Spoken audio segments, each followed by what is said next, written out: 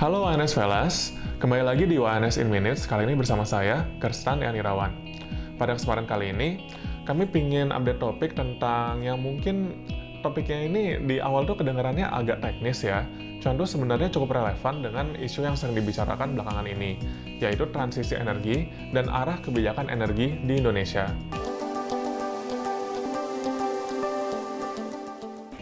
Nah, topik kali ini adalah HVO atau Hydrotreated Vegetable Oil.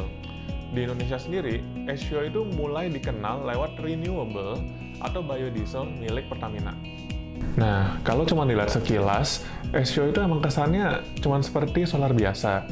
Tapi, sebenarnya HVO itu punya peran cukup menarik. Ia itu bisa hadir sebagai solusi transisi energi yang relatif praktis.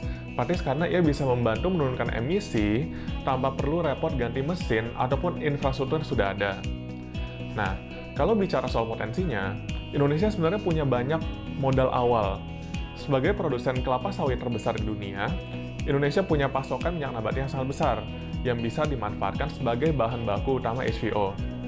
Selain itu, ada juga potensi dari used cooking oil, atau seringkali disebut UCO juga, dan limbah sawit yang sampai sekarang masih belum dimanfaatkan secara maksimal.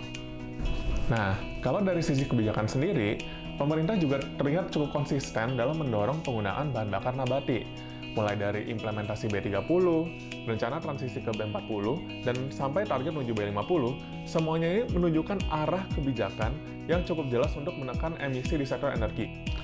Implementasi ini menggunakan yang namanya FAME, atau Fatty Acid Methyl Ester, yang merupakan biodiesel berbasis minyak nabati yang dihasilkan melalui proses transesterifikasi.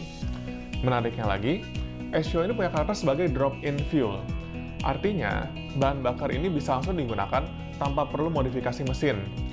Buat sektor industri yang sangat bergantung pada diesel, ini tentu bisa jadi nilai tambah tersendiri. Tapi tentu saja, potensi besar tidak selalu berarti adopsi yang mudah. Di lapangan, HVO masih menghadapi berbagai tantangan, terutama dari sisi ekonomi. Harga HVO masih relatif lebih tinggi dibandingkan dengan solar konvensional, apalagi jika dibandingkan dengan solar bersubsidi. Karena itu, HVO belum menyasar pasar retail secara luas. Dibandingkan dengan segmen konsumen pelanggan retail, penggunaan HVO lebih relevan untuk segmen perusahaan pada sektor-sektor industri yang memiliki tekanan dekarbonisasi tinggi, seperti pertambangan, data center, transportasi berat, dan sektor industri lainnya. Di sektor-sektor ini, keputusan penggunaan bahan bakar bukan hanya soal harga per liter, tapi juga soal emisi, kepatuhan terhadap standar ESG, serta dampaknya terhadap reputasi perusahaan dalam jangka panjang. Dari sisi infrastruktur, Indonesia juga mulai menunjukkan perkembangan yang cukup positif.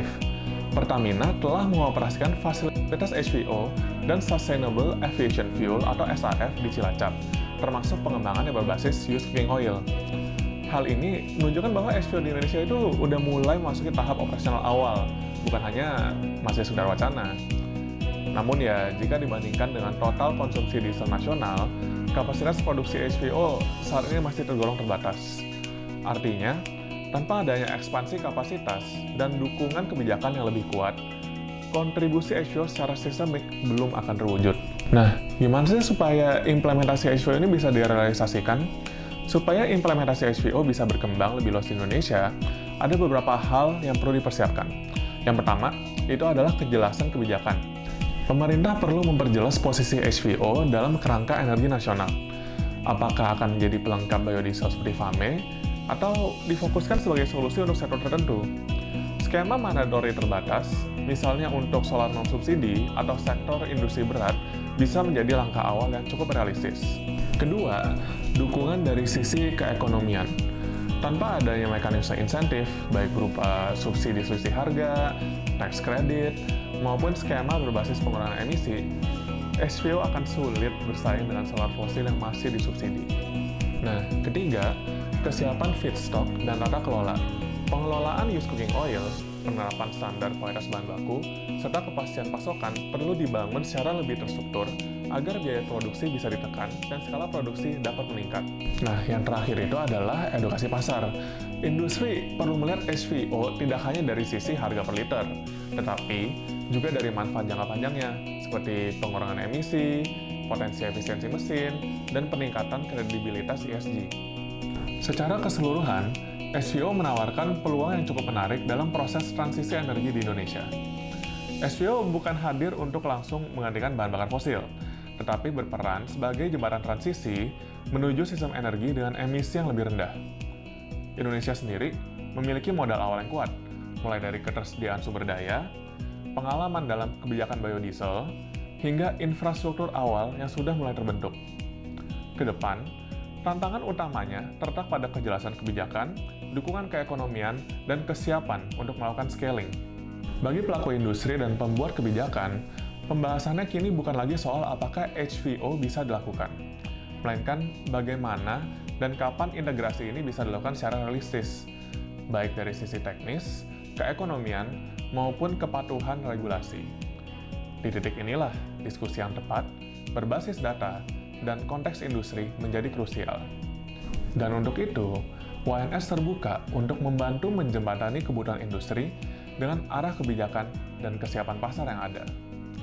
Sampai bertemu di episode selanjutnya.